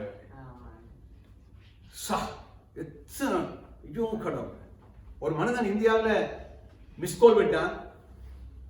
அந்த அந்த கோலை ஒரு சகோதரி எடுத்துட்டான். உடனே இவன் விசாரிக்கிறான். விசாரிச்ச உடனே அவ இல்லை, நீங்க சொல்றாள், நான் இல்லை என்று சொல்லி போட்டு போனை வச்சுட்டான். அன்றைக்கு இரவு திரும்ப அவன் சொல்லி ஓடுது. என்ன சொன்னா தெரியுமா? நான் 10 நாள் படுத்தேன், எனக்கு இவ்வளவு நேரம் விட்ட மனசு ரொம்ப வேலை செய்யுது, உங்க வாய்ஸ் நல்லா இருக்கு. உடனே இவாக்கு என்ன எனக்கு வாய்ஸ், இவாக்கு சும்மா ஐசி வச்ச மாதிரி விடுங்க அப்படியா என்ற புருஷன் கூட சொல்லு. என்ன தெரியுமா? குடும்பத்தில் 7 பேரை கொண்டு புதைக்கிற அளவுக்கு அந்த ஒரு நாள் மிஸ்கால் பண்ணிவிட்டு பேச ஆரம்பித்தார். இப்ப கல்யாணம் கட்டின ஒருவன் இந்தியாவில் கல்யாணம் கட்டி 17ஆவது நாளில் மனைவியை கொலை பண்ணியிருக்கான். என்ன பிரச்சனை? கல்யாணம் கட்டின நாளிலிருந்து இவள் என்னத்துக்கு அடிமையா இருக்கிறார்? போன், பேஸ்புக்கு, அத்தி இது நெட்டுகள் சொல்லி பார்த்தா நேரே தொழிலுக்கு எழுத்து கொண்டே வச்சு போட்டுட்டு நேரம் போனா போலீஸ் ஸ்டேஷன். எந்த நேரம் இருக்கு? வேற சொல்லுகிற சகோதரர் ஸ்டோரி நீங்க படிக்கிறீர்கள். நீங்க வேற சொல்லுகிறது கர்த்தர் தம்முடைய எங்களை தேவன் அறிவார். சூழ்நிலை எல்லாவற்றையும் கர்த்தர் அறிவார். என்னுடைய கண்ணீர், சந்தோஷம், பசி, பட்டினி, என் தேவைகள் இன்றைக்கு உன் தேவை உனக்கு தெரியும். ஆனால் இன்னொரு நாளைக்கு இருக்க போற தேவையை கர்த்தர் அறிவார். நாம் எதிர்காலத்தை கர்த்தர் அறிவார். வேற சொல்லுகிறது தேவனுடைய உறுதியான அஸ்திவாரம் நிலைத்திருக்கிறது. கர்த்தர் தம்முடைய அறிவார் என்று கிறிஸ்துவின் நாமத்தை சொல்லுகிற எவனும் அநியாயத்தை விட்டு விலக கடவன் என்பதும் அதற்கு முத்திரையாயிருக்கிறது. பவுல் எழுதுகிறார், இயேசு இயேசு என்று சொல்லுகிறோமே, கிறிஸ்துவின் பிள்ளை என்று சொல்லுகிறோமே, நான் ஆண்டோடு சொல்லுகிறேனே. பவுல் எழுதுகிறார், கிறிஸ்துவின் நாமத்தை சொல்லுகிற எவனும் அநியாயம், நீதியை விட்டு நீதிக்கு எதிரான காரியத்தை விட்டுவிட வேண்டும். புரிந்து கொள்ளும். அநியாயம் அநியாயத்துக்கு எதிர்கருத்து என்ன? நியாயம். பாதியா என்ற மகனுக்கு இருக்கிற தமிழ் அறிவு பாருங்க. நியாயம், அநியாயம். நியாயம் என்றால் என்ன? நீதி, உண்மை, பிரியமா வாழ்வது. ஆனா வேற சொல்லுகிறது தேவன் நம்மை அறிவார், அதனால் நாம் என்ன செய்யணும்? அநியாயத்தை விட்டு என்ன விலக கடவன் என்பது அதற்கு என்னவா இருக்கிறது? முத்திரையா இருக்கிறது. அங்க அடுத்த கதையே கிடையாது. பரவாயில்ல, எல்லாம் கர்த்தர் பார்த்துக்கொள். சில பேர் கர்த்தர் பார்த்துக்கொள்ள பாவம் செய்வார். என்ன செய்வார்கள்? கர்த்தர் அறிவார், என்னுடைய பலவீனம் எனக்கு தெரியும், கர்த்தர் பார்த்துக் கொள்ளுவார். ஒரு சபை ஆராய்ந்து கொண்டிருக்கிறது. அங்கே அந்த சபையில பாஸ்டர்ஸ், மூப்பர் எல்லாம் இருக்கிறார்கள். ஒரு புது விசுவாசி அந்த சபைக்கு போயிருக்கிறார். கொஞ்ச நாள் அந்த சபையில போனால் அவர் ஒரு கிராமத்தில் இருக்கிறவர். இப்ப சபை ஆராய்ச்சி முடிஞ்சு அவர் என்ன செய்கிறார்? கிராமத்துக்கு தன்னுடைய பைக்கில் போய் கொண்டிருக்கும் பொழுது அந்த சபையுடைய மூப்பருடைய ஒரு தோட்டம் அங்கே இருக்கிறது. இவர் ஒரு நாள் சைக்கிள போக திரும்பி பார்த்தால் மூப்பர், சபையின் மூப்பர் அங்கே இருக்கிறார். அப்ப உடனே பிரசிடன்ட் மூப்பர் கிட்ட போனால் அவர் என்ன செய்தார்? கள்ளு குடிச்சு கொண்டிருக்கிறார். எங்க? தோட்டத்துக்கு. இவர் தான் சபையில மூப்பர். விசுவாசி ரட்சிக்கப்பட்ட ஆரம்பத்தில் அப்படி இருக்கும். பயங்கர வார் என்ன சொன்னாலும் 1008 பேர் வந்தா நான் ஜெபிக்க நிற்பாரு. இன்றைக்கு ஒருவர் ஆடினாலே சொல்லி இருக்கு, அறிவல் இருக்குது, போயிட்டு வரணும். இப்ப இந்த மூப்பர் கல்லு குடிச்சு கொண்டிருக்கிற அந்த மாதிரி இந்த விசுவாசிக்கு பார்த்த உடனே அவரால் என்ன இல்லை, ஐயோ அவரால் தாங்க முடியல. சில என்னப்பா நீங்க அப்படி செய்றீங்க? கர்த்தருடைய நாமம் தூசிக்கப்படுகிறது. எவ்வளவு பிரச்சனை கணக்க சொல்லி போட்டு சொன்னாராம், கர்த்தர் எல்லாம் பார்க்கிறார். பிரதர் அவன் சொன்னாராம், கர்த்தர் பார்க்கிறது எனக்கு தெரியும், ஆண்டவர் பார்க்கிறது உண்மை. இப்ப பிரச்சனை வந்து கர்த்தர் பார்க்கிறது இல்லை, நீ பார்த்தாதான் பிரச்சனை. நாளைக்கு நீ என்ன செய்ய போறா போய் எல்லாருக்குமே சொல்ல போற. நாம அப்படித்தானே ஆளுக்கு ஒரு பிரச்சனை தெரிஞ்சுட்டா நாம இங்க பேஸ்புக் எதுலயும் போகிறது உடனே அன்றைக்கால 10 பேருக்கு சொல்லாடி நமக்கு என்னவா இருக்குது? ஐயோ கடவுள், ராஜா காது கழுத காதுங்கிற மாதிரி ஆயி அவன் சொன்னா, ஐயா நான் குடிக்கிறது உண்மை, நான் கத்தர் பலவீனங்களை கத்தர் பார்க்கிறார், ஆனா கத்தர் யாருக்குமே சொல்ல மாட்டார். நீ வார ஞாயிற்றுக்கிழமை முதல் வேலை யாருக்கு சொல்ல போறாய்? அதுக்கு முன்னாடி போன் அடிச்சு பாசனை சொல்லி விடுவாய். அதெல்லாம் முத்திரையா இருக்கு. ஒருவரும் சாக்கு போக்கு சொல்ல முடியாது. என்ன சொல்லுகிறது வேத வசனம்? அநியாயத்தை விட்டு விலகக்கடவர் என்று வேதம் சொல்லுகிறது. நீதிக்கு புறம்பானது, நியாயத்துக்கு புறம்பான எதையும் நாம் செய்யக்கூடாது. இப்ப கிட்ட ஒரு வேலைக்கு போனதுல உண்மையை சொல்லுறேன், ஒரு காசு கிடந்துச்சு, ஒரு கொஞ்சம் காசு. நானும் ஒரு துருக்கிக்காரன் அங்க போயிருந்தோம். அந்த இடத்துல அது ஒரு என்ன சொல்றது, இஎம்எஸ், எங்களுடைய பிள்ளைகளுக்கு சாப்பாடு கொடுக்கிற கேன்டீன். அங்க நாங்க சாப்பாடு எடுத்து கொண்டு கொடுத்துட்டு திரும்ப கொண்டு அந்த பாத்திரங்கள் எல்லாம் வைக்க வேண்டும். காசு கிடக்குது. அது நான் தான் கண்டேன். இப்ப எனக்கு ரெண்டு யோசனை. சில கேமரா வச்சு போட்டுருக்காங்க. இப்ப அது ஒரு பிரச்சனை. ரோட்ல இருந்து கவனம் பண்ணி கொடுக்கிறது. வெளியில காசை வச்சுட்டு கமரா பிடிச்சு கொண்டிருப்பாங்க. என்ன செய்யறான்னு இப்படி வச்சு கொண்டு போறான்னு பாக்குறாங்க. அப்படி சில ப்ரோக்ராம் போகும். நான் டக்குன்னு அவனுக்கு சொன்ன, அலி ரேகா சுக்குவாசா 200 ஃப்ராங்க் நான் எடுத்துட்டேன் கையில். அடி சொல்றது நம்முடையது இல்லை, நமக்கு தேவையில்லை. அவன் ஆறாவது துருக்கிக்காரன், ஏசியா அறிந்தவர் அல்ல, துருக்கி. அல்லாம கூப்பிடுகிறார். அசப்பா பொண்ணு செனுஷப்பா கேட்காம லேசி. எனக்கு உண்மை எனக்கு ஆச்சரியம் இருந்துச்சு. அவசரமா எனக்கு நம்முடையது இல்லை, விட்டுடுவானே. நாளை கிளத்துல கிடந்ததை தூக்கி மேலே எல்லாரும் ரெண்டு பார்க்கத்தக்கதா வச்சுட்டு வாங்க. சில வேளையில நல்ல இதை மேல அநேக காரியம். ஏன்னு கேட்ட சகோதரா, நீங்க சொல்லலாம் அது 200 ஃப்ராங்க் ஆக்கிடுது. ஏன்னா அவங்க வேலை செய்யறாங்க கிச்சனுக்குள்ள. ரோட்டில் எங்க கிடக்குதுன்னா வேற பிரச்சனை. ரோட்டில் பெருசு இல்லாமலுக்கு ஒரு அடையாளம் இல்லாமல் கொஞ்சம் காசு வந்து நாங்க என்ன செய்ய முடியும்? அதுல இந்த கூடாரம் போட்டுட்டு இது உண்டியா இது உண்டியா இது உண்டியான்னு கேட்க முடியாது. ஆனா அதற்கும் ஒரு காரியம் இருக்குது. துளைஞ்சு போனதை கொடுக்கறதுக்கு இடம் இருக்கிறது. அதெல்லாம் சில 5-10 ரூபாய்க்கெல்லாம் கொடுக்கல. 5,000-10,000 கிடைச்சா கொடுத்துட்டு வரணும். இங்க வேதம் சொல்லுது அநீதி எல்லாம் பாவம் சகோதரா. கீழே வாசிங்க 20வது வசனம். ஒரு பெரிய வீட்டிலே பொன்னும் வெள்ளியுமான பாத்திரங்களும், ஒரு பெரிய வீட்டில வெள்ளியும் பொன்னுமான பாத்திரங்களும் இல்லாமல் மரமும் மண்ணுமான பாத்திரங்களும் உண்டு. அவைகளில் சில கனத்துக்கும் சில கனவீனத்துக்கும் மாணவர்கள். ஒரு இதை இவர் எப்படி எழுதுற? நினைக்கிற பவுல் எழுதும் பொழுது பெரிய அரண்மனையை பெரிய பலசை கண்ணில வைத்து எழுதியிருக்கலாம். இப்ப எங்க நாங்க வாழ்கிற ஒரு 2 PS 3 PS வெடிக்கலாம் இருக்கிறது இல்ல. பெரிய பலசுகள், பெரிய ராஜ அரண்மனைகளில் என்ன இருக்கிறது? வெள்ளியினால பொன்னினால செய்யப்பட்டவைகள், மண்ணினால மரத்தினால செய்யப்பட்ட பாத்திரங்கள் உண்டு. இங்க இருக்குது பாருங்க. இது சில நாயகர்கள் உண்மையாகவே தூதனுடைய ஆலயத்தில் இது என்னத்துல இருந்திருக்க வேண்டும்? சங்கத்துல இது இருக்கிறது. உடன்படிக்கை பெட்டி பசும்பொன் தகட்டினால் என்னவா இருக்கிறது? மூடி வச்சிருக்கிறது, வெளியேற பெற்றது.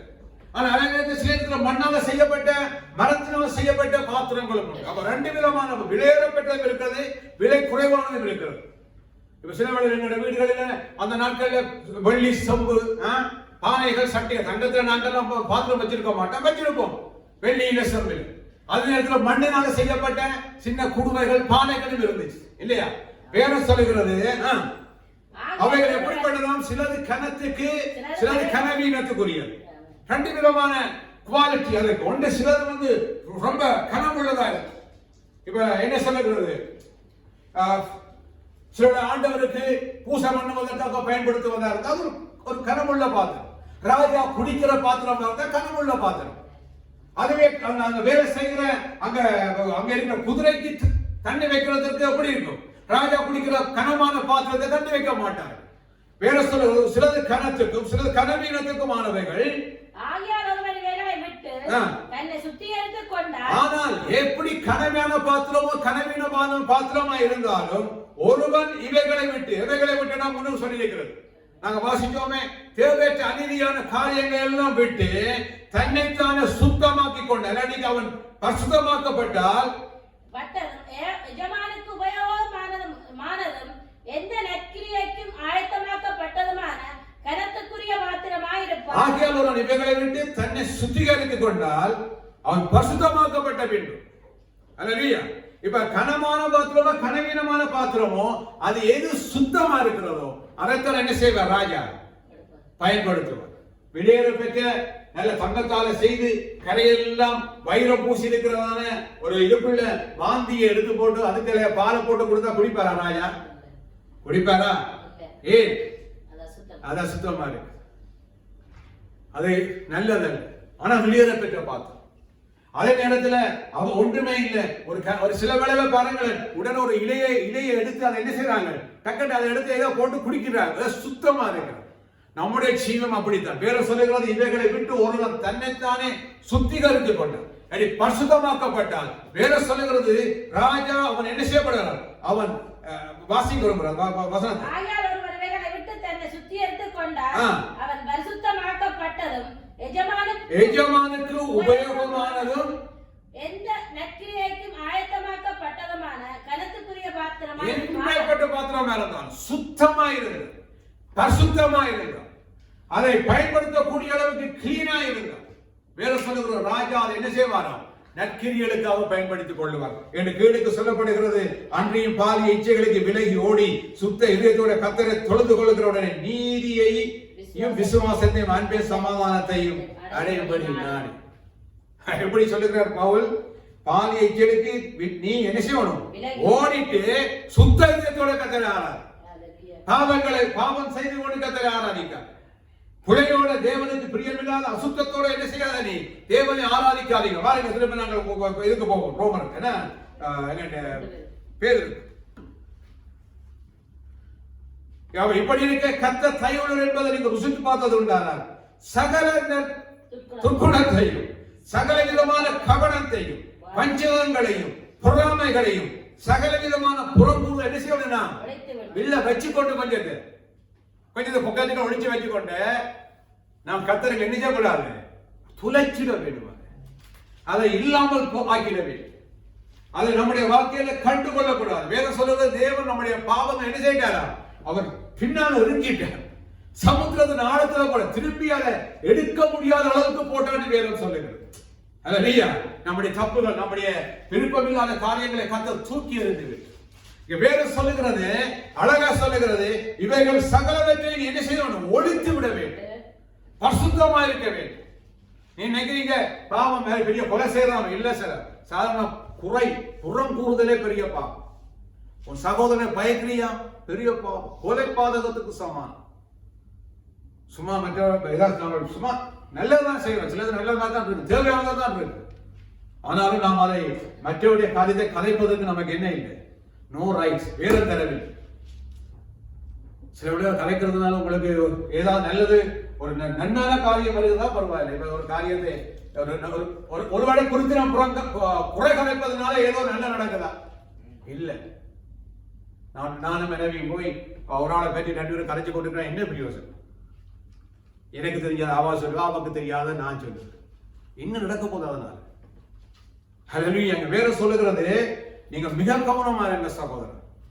சிலது பிரச்சனை இல்லை, இதுல ஒன்று இல்லைங்கிறது போல இருக்கும். நாங்க நினைக்கிறோம் பாவம் பண்ண குடிக்கிறது, விபச்சாரம் பண்றது, கொலை செய்யறது, மற்றவனுடைய களவெடுக்கிறது, விக்கிரக ஆராதனை செய்கிறது. சின்ன நான் சொன்னேன் சின்ன ஈ, நான் சொல்ல வேற சொல்ல சின்ன ஈ 550 லிட்டர் சென்ற நாசமாகி சின்ன குறை.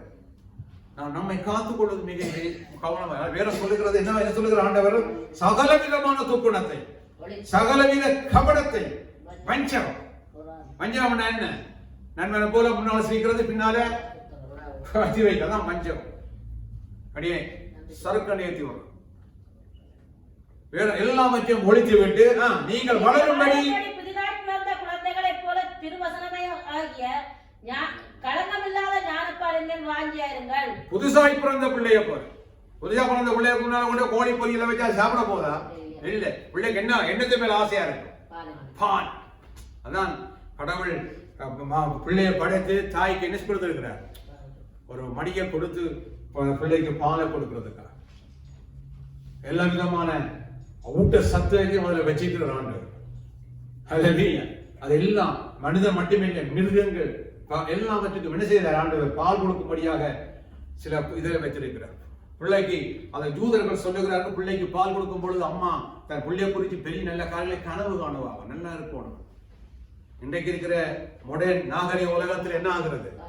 பால் கொடுக்கிறது பெரிய இடைவா 150 வருஷம் அழகா இருக்க போயிடும். இங்கதான் பாலை கொடுத்தோமோ பாலை கொடுக்கலையோ 45-50 வயசு வேற 35-40 வயசு வேற என்ன செய்ய போகுது? நமக்கே தெரியாம போடுங்களும் படுத்துட்டு கண்ணாடியை பார்க்க கண்ணு இருக்கிற தண்ணி அடிக்கிற மாதிரி கருப்பா இருக்கும், குரல் மாறும், பல்ல ஆடும். எவ்வளவுதான் என்ன செய்தா?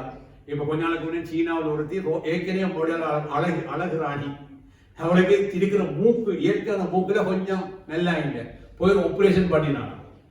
அது என்ன செய்யுது? ஏதோ இன்ஃபெக்ஷன் ஆகி இப்ப மூக்கில நுனியில கருப்பாயிட்டு, வெள்ளையில மூக்குல கருப்பு தான் அப்படி இருக்கு. என்ன செய்யறது தெரியாம இருக்கு. ஆனா பிள்ளைகள் வேற சொல்லுகிறது, பிள்ளை எப்படி தாயினுடைய பால் வாசனை பாருங்க. நீங்க யோசிச்சு பாருங்க, பிள்ளை பிறந்த பிள்ளைக்கு ஒண்ணுமே தெரியாது. ஒளிப்பி அவன் பிள்ளைய தூக்கின உடனே என்ன செய்யறது? நேர எங்கேயோ கையை கால ஆட்டி வாய் ஆட்டி கொண்டு அங்க வச்சிருது இல்லை. விளங்குவாங்க நான் சொல்றேன், விளங்குல. நானும் பிள்ளையா இருந்திருக்கிறேன், நீங்களும் பிள்ளை பெற்றிருப்பீங்க, பிள்ளைய பார்த்திருப்பீங்க. நான் இந்த வீட்டுல எனக்கு பிறகு 5 பேர் பால் குடிக்காத உலகத்தை கனைவரை குடிக்க பார்த்து இந்த பிள்ளைய தூக்கி அப்பதான் பிறந்த அழும், இப்பதான் பிறந்திருக்கிறது. எல்லாம் துடைச்சு கலங்குறாங்க, தலைகளா தூக்கி வைக்கலாம் செய்யறாங்க, இதுக்குள்ள எல்லாம் முட்டையை உறிஞ்சி எடுக்கிறாங்க. அப்பாவை கூப்பிட்டு இந்த வெட்டுறான்னு சொல்லி போட்டு என்ன செய்யறாங்க? ஒரு போட்டோ எடுக்கிறாங்க. அடுத்த நிமிஷம் பண்ணி நெத்தில நெஞ்சில பிள்ளைய கிடைக்க கொடுக்கும். இந்த புள்ள உடனே என்ன செய்ய தெரியுமா?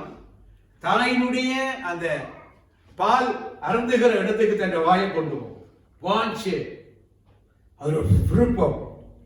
எழுதுறார் பவுல், நான் கெட்ட வார்த்தை சொல்லல, பவுலுக்கு எழுதுகிறார். பிள்ளைக்கு அந்த பாலின் வாசனைக்கு என்ன செய்யுது? அப்படா நான் குடிப்பேனுங்கிற வாஞ்சை. வேற சொல்லுகிறது, நீங்களும் வளரும்படி. புதுசா பிறந்த பிள்ளைய போல, பிறந்து 10 வயசான பிள்ளைகள்ல எப்பதான் பிறந்த பிள்ளைய போல என்ன இருக்க வேண்டுமா? திருவசனமாகிய களங்கம் இல்லாத ஞானப்பால் மேல நீங்க வாஞ்சியாருங்க. என்ன ஞானப்பால்? இந்த வசனத்தின் மேல வாஞ்சியாரு. வாசிங்க இதே முதல் அதிகாரத்துல என்ன 22 வாரங்கள், நீங்கள் 21 நான் ஏற்கனவே தொடங்கினோம். நாங்கள் உங்கள் விசுவாசமும் நம்பிக்கையும் தேவன் மேல் இருக்கும்படி அவரை மருத்துவத்திலிருந்து எழுப்பி அவருக்கு மகிமையை கொடுத்தார். ஆகையால் நீங்கள் மாயமற்ற சகோதர சிநேகம் உள்ளவர்களாகும்படி ஆவியாலே சத்தியத்துக்கு கீழ்ப்படிந்து உங்கள் ஆத்துமாக்களை சுத்தமாக்கி கொண்டவர்களாய் இருக்கிறபடியால் சுத்த இதயத்தோட ஒருவருக்கொருவர் ஊக்கமாய் பரிசுத்தத்தோட நீங்க சொல்லுகிறார் பேதுரு. நீங்கள் என்ன சொல்லுகிறவர்? நீங்கள் உங்கள் ஆத்துமாக்களை சுத்தமாக்கி கொண்டவர். எப்படி நான் ஆத்துமா சுத்தமாக்கினேன்? எப்படி? இயேசுவின் ரத்தத்தினாலே என்னுடைய உள்ளான பாவங்கள் சகலவற்றையும் கர்த்தர் கழுவி எங்கள் ஆத்துமாவை சரீரத்தை முழுவல்ல, வெளிப்பிரகார சரீரத்தை சோப்பு போட்டு கழுவிடலாம். ஆனா ஆத்துமாவின் வியாக்குலம், ஆத்துமா பாவத்தை என்ன செய்கிறது? இயேசு ரத்தமே கழுவிக்கு அழகா சொல்லுகிறார். உங்கள் ஆத்துமாவை சுத்தமாக்கி கொண்டவளா இருக்கிறபடினால சுத்த இருதயத்தோட ஒருவர் நீங்க என்ன செய்யுங்க? ஊக்கம் அன்பு கோருங்கள். நீங்கள் அழிந்து போகிற வித்தினாலே அல்ல, ஜீவனுள்ளதுமான தேவ வசனமாகிய அழிவில்லாத வித்தினாலே மறுபடியும் ஜெனிப்பிக்கப்பட்டு. ஏற்கனவே நான் பாவியா இருந்தேன், இன்றைக்கு நான் இயேசு கிறிஸ்துவண்டே நான் வரும் பொழுது, இயேசுவை சொந்த ரட்சகராக ஏற்றுக்கொள்ளும் பொழுது, இயேசுவின் பாவங்களை அறிக்கப்படும் பொழுது வேறு சொல்லுகிறது, இயேசு கிறிஸ்துவுடைய வசனமாகிய அழிவில்லா வித்தினால நான் மறுபடி பிறந்திருக்கிறேன். ஏற்கனவே நான் அம்மா வயிற்றிலிருந்து பிறந்திருக்கிறேன். நான் பிறக்கும் பொழுது எப்படி பிறந்தேன்? பாவியாய் பிறந்தேன். வேறு சொல்ல நான் தாப்பனுடைய இதனால நான் என்ன செய்கிறேன்? பாவியாய் பிறந்திருக்கிறேன். வேறு சொல்லுகிறார், தாவீது சொல்லுகிற என்னுடைய அம்மா வயிற்றில் எப்படி இருந்து பாவத்தினால கருவுற்றேன். இப்ப வெளியில வந்துட்டார் தாவீது. புதிய ஏற்பாட்டில் இருக்கிற எனக்கும் உங்களுக்கும் என்ன காரியம்? இயேசு கிறிஸ்துவுடைய ரத்தம். அவர் என்ன செய்கிறார்? நம்மை புதிய மனிதனாய். அழகான வசனம் வாசிக்க சொல்லுங்க. அதாவது அழிந்து போகிற வித்து இருக்கிறது. நாங்கள் என்ன செய்யறோம்? மனிதன் அழிந்து போய்விடுவான், மறித்து போய்விடுவான். எத்தனை வருஷம் வாழ்கிறானோ மறித்து போய்விடுவான். இப்ப ஒரு அமெரிக்காவுக்கு பெரிய கோடீஸ்வரன் ஒரு நாளைக்கு 700 மருந்து ஏற்றுவதற்கு அவன் இந்திய பணத்துக்கு 80 லட்சம் சிலவளுக்கு ஒரு நாளைக்கு. அவருடைய நோக்கம் என்ன தெரியுமா? அவர் ஏதோ விதமான அந்த டிஎன்ஏல ஏதோ செய்து சரீரம் பழுதாகாதபடி இளமையா இருக்கும்படியும் 250 வருஷம் வாழுவதற்காக ஒரு நாளைக்கு 80 லட்சத்துக்கு மேல செலவழிக்கிறான். ஏதோ ஒரு மருந்து செய்கிறான். இது எங்க முடிவதுயான பணம் இருக்கிறது. அவனுக்கு என்ன ஆசை இருக்கிறது? பல வருஷம் வாழ வேண்டும். ஏனென்றால் மனிதனுடைய வித்து என்ன செய்திடும்? அழிந்து போய்விடும். ஒரு வயசு, ஒரு காலம், அது வியாதியா இருக்கலாம், விபத்தா இருக்கலாம், ஏதோ ஒரு காலத்தில் அழிந்து போய்விடும். ஆனா தேவனுடைய வசனமாகிய வித்து என்ன செய்யாது? அழியாது. வேதம் சொல்லுகிறது, அழிவுள்ள வித்தினால அல்ல, என்றைக்கும் நிற்கிறது. ஜீவனுள்ளதுமான தேவ வசனமாகிய அழிவில்லாத வித்தினாலே மறுபடியும் அப்ப கர்த்தருடைய வார்த்தையை நாம் என்ன செய்கிறோம்? மறுபடியும். நீங்கள் என்னத்தை படிக்கிறீர்கள்? இந்த வேதாகமத்தை மட்டும் படிக்க பாருங்க. நீங்க உங்களுடைய வாழ்க்கை மாறும். வேத வசனத்தினால் உங்க உள்ளத்துல நிறைத்து வை. வசனம் உனக்குள்ள இருக்கட்டும். சகோதர வாழ்க்கை நீ அவன் சொல்றான் 150 வருஷம் வாழ்வதற்கு ஒரு நாளைக்கு எத்தனையோ கோடியை செலவழிக்கிறான். ஒன்னும் தேவையில்லை. நீ வாழுகிற நாளெல்லாம் சந்தோஷம் சமாதானம் வாழ்வதற்கு உள்ளத்துல தேவ வசனத்தை நிறைத்துக் கொள்ளுங்க. இயேசு கிறிஸ்து வசனத்தினால் நிறைந்தவராயிருந்தார். அவர் வசனத்திலே கிருபை நிறைந்தவராய் பரிபூரணம் உள்ளவராயிருந்தார். அதனால் அவருக்கு முன்பாக வந்த சோதனைகளை தன் வாயின் வார்த்தையினால ஜெயித்தார். சகோதரர், தேவன் சொல்லி இருக்கிறார் என்று சொல்லி ஜெயித்தார். வேற சொல்லுகிறது, அழிவுள்ள வித்து அழிந்து போய்விடும், ஆனா நீங்களும் நானும் எப்பொழுது நிற்கிறதுமான ஜீவன் உள்ளதுமான தேவ வசனமாகிய அழிவுள்ள வித்த மறுபடி நாங்க பிறந்திருக்கிறோம். மாம்சமெல்லாம் புல்லை போலவும் மனுஷருடைய மகிமையெல்லாம் புல்லின் பூவை போலவும் இருக்கிறது. புல்லு உலர்ந்தது, அதன் பூவும் உதிர்ந்தது. இந்த மாமிசம் எப்படி இருக்கிறதா? புல்லை போல இருக்கிறது. நீங்க பாக்குற வடிவான ரோசா பூ மாதிரி இருக்கிறது. இன்றைக்கு நான் நிறைய ரோசா பூ கொடுத்திருப்பேன் இல்லையா? இன்றைக்கு என்ன இருக்குது? நீ காதலர் தினம் சிறுவர் வாங்கி கொண்டு அப்படியே இங்க இருக்கிற இந்த வெள்ளக்காய்களுக்கு என்னன்னாலும் பூ கொடுத்தா பெரிய சந்தோஷம். எங்களுக்கு பூ தந்தா எங்க யோசிப்போம்? இதுக்கு அந்த காசை கையில வந்திருக்கலாம். யோசிக்கிறவன் இல்லையா? ஒரு பொக்கையை கொண்டு போய் இந்தாங்க கொடுத்தால் மனசுக்கா யோசிக்கிறது என்னன்னு கேட்டேன். ஏன் சின்ன ஹாஸ்பிட்டல் நிக்கல, புள்ள பிறந்தாக்களுக்கு போய் நிக்கல, ஒவ்வொருத்தரும் புள்ள பார்க்க வர்றவன் பூ தான் கொண்டு வைப்போம். எனக்கு வயிற்ற பத்தி ஏறி இந்த காசை கொடுத்தாலும் பிள்ளைக்கு ஒரு மாப்பட்டியாவது வாங்கியிருக்கலாம். என்ன செய்ய போறோம்? ஹாஸ்பிட்டல் விட்டு வெளியே போயிட்டு அந்த பூவை அங்க என்ன செய்ய போறாரு? பூக்களுக்கு போட்டு போக போறேன். இன்னைக்கு நிறைய பூவெல்லாம் கொடுத்திருக்கோம். ஆனா இங்க வேற சொல்றது, மாமிசம் எல்லாம் புல்லை போலவும் மனுஷனுடைய மகிமை எல்லாம் புல்லின் பூவை போல என்னவா இருக்கிறது. இன்னைக்கு பாக்குறீங்க, நீங்க பாருங்க, உங்களுடைய ஒரு 10 வருஷத்துக்கு முந்தின போட்டோ வச்சுட்டு பாருங்க எப்படி இருந்திருக்கும் உங்களோட அழகு. நான் மனைவிய 18 வயதுல காணும் போது அவருக்கு என்ன முடி தெரியுமா? இங்க காண முடி என்ன அழகு. இன்னைக்கும் அழகா தான் இருக்கிறா. சோத்திரம் வீட்டை சாப்பிட வரும். ஆனா இன்றைக்கு என்ன இல்லை, முடியும் சின்ன இருக்குது, சில அங்கே நீங்க வருகிறது. ஏன்னா மனுஷனுடைய மகிமை எப்படி இருக்குது? புல்லை போல இருக்கு சார். மகிமையுடைய மனுஷை நிரந்தரம் இல்லாத பூவை போல. நேற்றைக்கு பார்த்துட்டு அப்படியே சில பேர் பாப்பீங்க வீடியோல வந்து இந்த என்ன சொல்ற ப்ரோக்ராமுக்காக பூவை எடுத்து மணந்து வேண்டினோம். அதே பூவை அடுத்த நான் பார்த்து எப்படி இருக்க போகுது? காஞ்சி வச்சு சருகா போய் கிடக்க போகுது. மனுஷனுடைய மகிமை இப்படித்தான். ஆனா வேற சொல்லுகிறது என்ன இருக்கிறதா? அது பூ உதிர்ந்தது. கர்த்தருடைய வசனமும் என்னென்றைக்கு நிலைத்திருக்கு. உங்களுக்கு சுவிசேஷமா அறிவிக்கப்பட்டு வருகிற வசனம் இது. அதனால் கர்த்தருடைய வார்த்தையை பேதுரு சொல்லுகிறார், நீங்கள் வளரும்படி புதிதாய் பிறந்த பிள்ளைகளை போல களங்கம் இல்லாத. களங்கம் இல்லாத என்றால் பாலுக்குள்ள தண்ணியை கலந்த மாதிரி கலங்காத உண்மையான பாலாக. உண்மையான பால் எங்க இருக்கு தெரியுமா? தாய்ப்பால். எல்லாம் ஆடு மாடு கொடுத்தாலும் பிள்ளைக்கு கொடுக்கிற அந்த முளையில இருந்து வருகிறது இருக்குல்ல, அது என்னவா இருக்கும்? களங்கமற்றது. சில தெரியுமா, தாய்க்கு வியாதி இருந்தாலும் அதுல இருந்து வருகிற பால் பிள்ளைக்கு என்ன கொடுக்கறது இல்லை, அந்த வியாதியை கொடுக்காது. பாருங்க, கர்த்தர் எவ்வளவு அதுக்குள்ள வடிகட்டி அனுப்புவார். அந்த பிள்ளைக்கு போகிற அந்த பால், தாய் சிறுவ ஆஸ்மாவா இருக்கலாம், வேறு விதமா இருக்கு, ஏதோ வியாதி இருக்கலாம். ஆனா அந்த பிள்ளையை, அதாவது டாக்டர் சொல்றது உனக்கு பயங்கர வருத்தம் இருக்கு, தாய்க்கு பிள்ளைக்கு பால் கொடுக்காது எந்த டாக்டரும் சொல்றது கிடையாது. எல்லா டாக்டரும் சொல்றது நல்லா கொடுங்க. இன்னும் ஒரு பிரச்சனை, பிள்ளைகளுக்கு பால் கொடுக்காதனாலேயே அநேக பிள்ளைகள் என்ன சொல்றார்கள், நல்ல போசாக்கான பிள்ளைகளா வளருவது. பெற்றோர்களுக்கு அந்த எதிர்காலத்துல பால் கொடுக்காதனால எதிர்காலத்தில் என்ன ஆகுது, இதை எடுக்க வேண்டியா போயிடும். சில வேலை கடவுள் அதை வைத்திருக்கிறார். நல்லா புரிந்து கொள்ளும். சரி, அது இன்னொரு மேட்டர் போகுது. ஆனா இங்க வேதம் சொல்லுகிறது, இந்த பிள்ளை எப்படி வாஞ்சையாய் பாலின் மேல பிறந்த பிள்ளை உடனே சில பிள்ளை பிறக்க பார்க்க ஆசையா இருக்கு.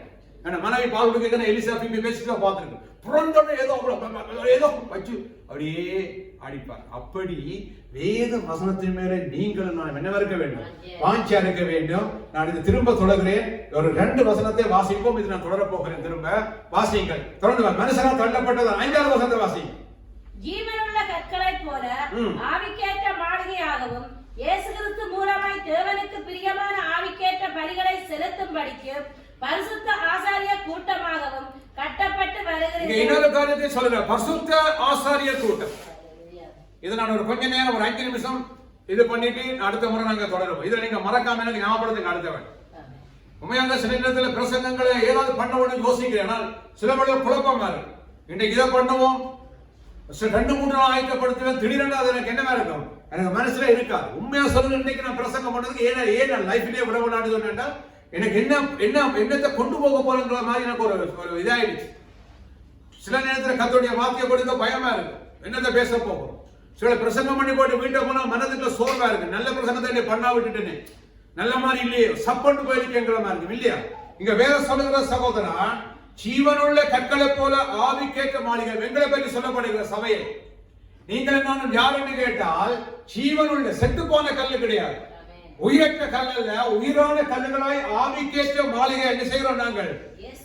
இயேசு கிறிஸ்து மூலமாய் தேவனுக்கு பிரியமான ஆவிக்கேற்ற பலிகளை செலுத்தும்படி பரிசுத்த ஆசாரிய கூட்டமாய் நாங்கள் கட்டப்பட்டு வருவோம்.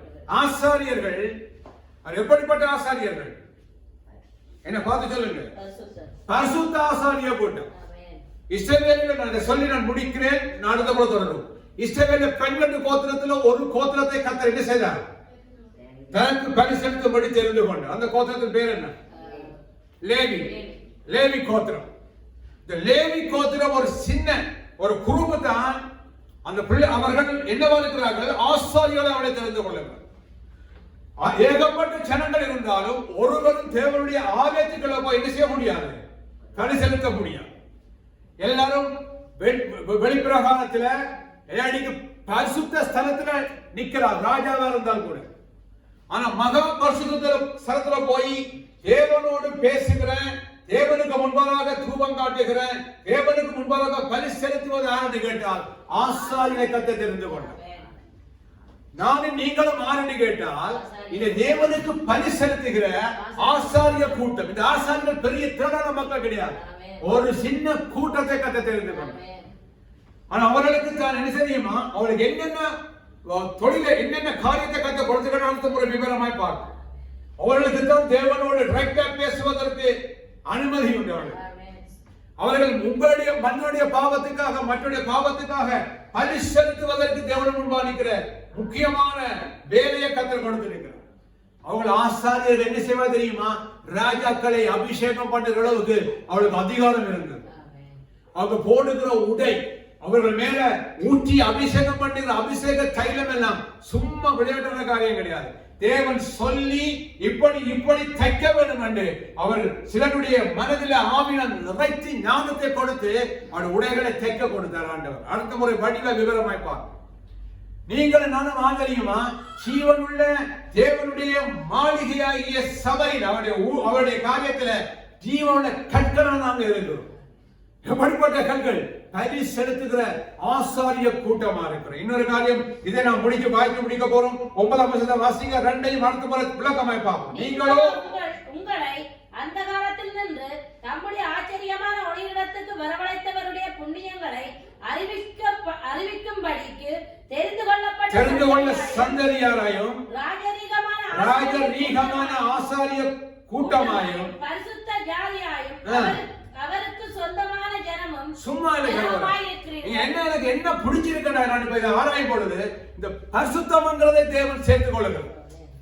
ஆறு எழுதினாலும் எப்படி சொல்லப்படுகிறது? பரிசுத்த ஜாதியாய் கர்த்தர் நம்மை தெரிந்திருக்கிறார், பரிசுத்த ஆசாரிய கூட்டமாய் கர்த்தர் தெரிந்திருக்கிறார்.